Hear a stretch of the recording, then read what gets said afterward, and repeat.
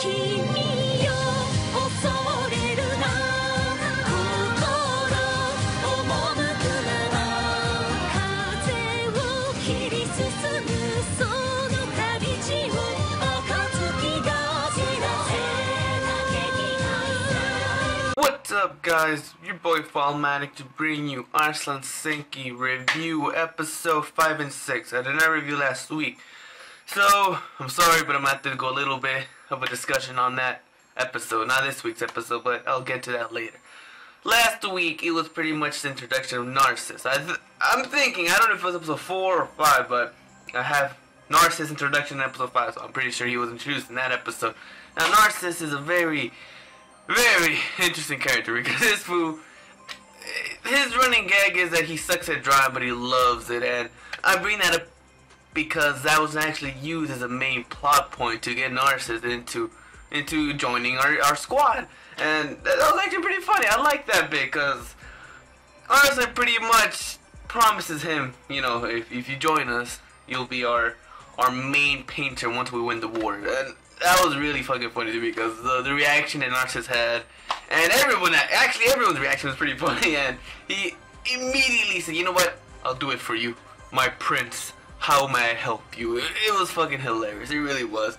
But that episode was just pretty much just getting us introduced to Narcissus, his character, how he acts, what his goals are, and what his main position is. He's a strategist, and I gotta say, man, I've seen a lot of strategists in a lot of anime, but this guy really, I think he could be one of the best ones. We have not seen much of him, but just by how he already pretty much planned everything out, what he's actually foreseeing in the future, just by how other people react and how they are, I think this is going to be one of the best strategies we're going to see in anime in a long time. I'm just saying. Other than his introduction, the episode also had a lot of war, but that's all I'm going to do with episode 5, because episode 6 pretty much continues with episode 5. It kind of leaves up in a little bit of a cliffhanger, so episode 6 pretty much just finishes the whole war arc, which is awesome. I gotta say, man, I might sound biased when I say this, because I have not seen that many war anime, but I gotta say, I think this could be my favorite war anime I've ever seen. It just feels so realistic. It really does. They're playing everything out perfectly. Because this is a historical anime, so this is taking place in the past.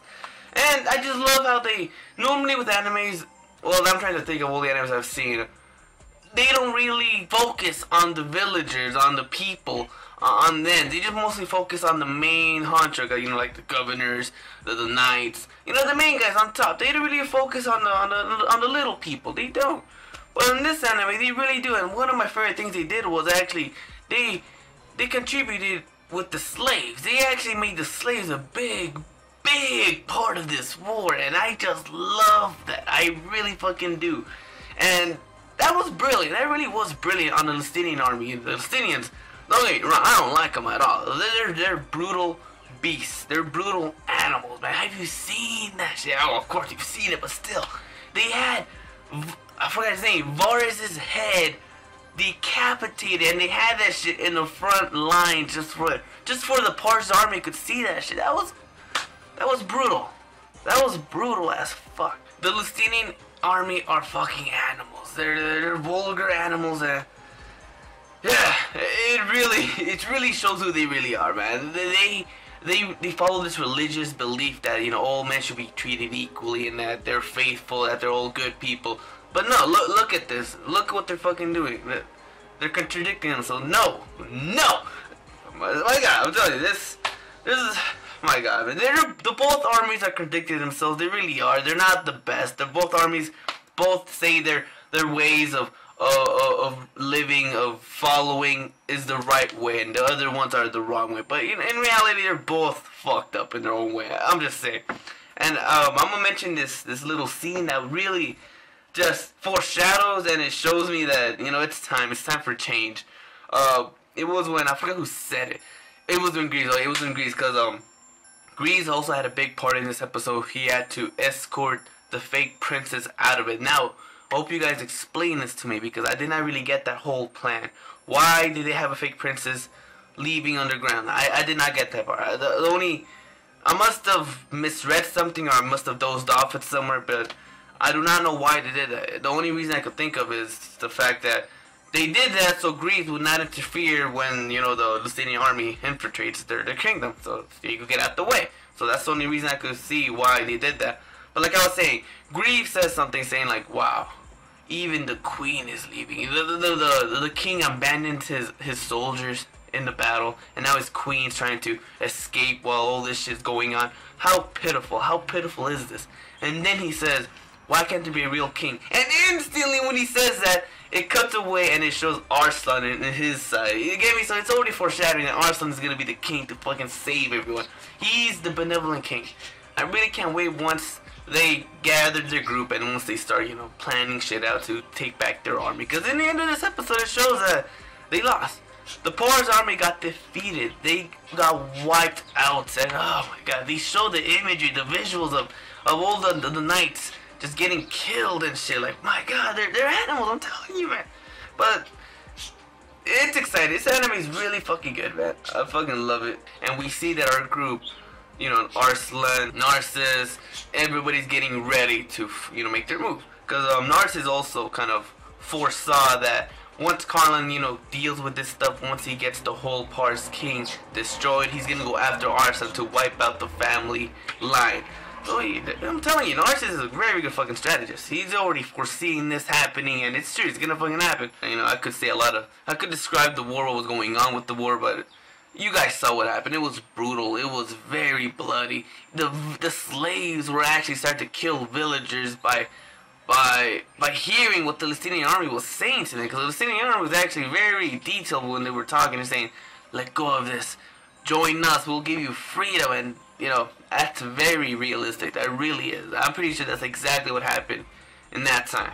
Very realistic. That's what I love about this. So fucking realistic. They don't have any supernatural elements. They don't have any magic. You know, I could see a lot of similarities with this, with Fullmetal Alchemist, obviously, because they have the same author. But I really do feel it has the same art style.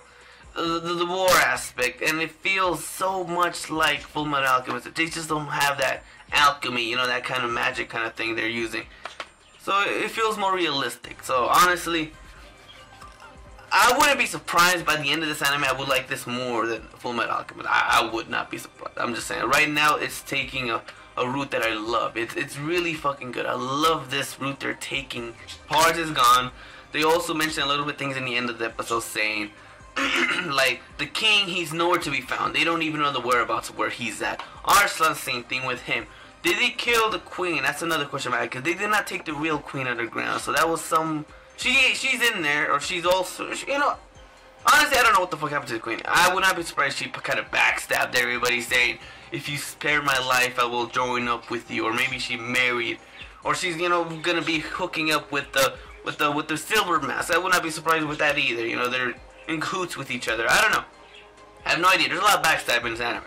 I like that. There's a lot of backstabbing. Silver Mask is actually very, very skilled with a sword, so he's not just, you know, for show. He actually has his own combat skills. We're gonna see Carlin is also gonna go back looking for Arslan. Another thing with Silver Mask is that he's afraid of fire. You know, that's not just... I'm not just saying that. A lot of people are afraid of fire. You know, if there's fire in my room, I'm gonna be afraid. I'm gonna be like, oh shit, there's fire. But he looks like he's very traumatized by fire. Maybe a little bit foreshadowing. Maybe that's a little bit of hint of his backstory. Maybe he's burned. That's why he wears that mask. Something is up with him that is related to fire. And I think that's going to be mainly used to actually defeat him in the end. You know, some type of fire. So yeah, pretty much the episode, man. Gieve, he pretty much went AWOL. I don't know where he's at. He just pretty much decided, you know what, in all this chaos, might as well just leave and just hide away or something. He pretty much said that shit. He's gonna end up leaving, and then he's gonna end up like meeting with Arslan and them accidentally, and that's when he's gonna pretty much tell him all this other stuff, saying, you know, please help us. Or Gieve is gonna be like, you know what, I've seen your father and mother, they're pitiful people, why should I join up with you? And it's gonna be a whole struggle trying to get him into his group, stuff like that. So yeah, love the episode. Hope you guys did too. Very fucking awesome. If I missed anything, I'm sorry, because I got shit to do. I'm sorry, guys. But I think I got everything. I really do think I got everything. The war ended. That's the main thing about the whole 2 episodes. War started and war ended. Point blank. Catch you guys later, guys. Leave your comments below. Thanks, guys. Take care. Have an awesome day.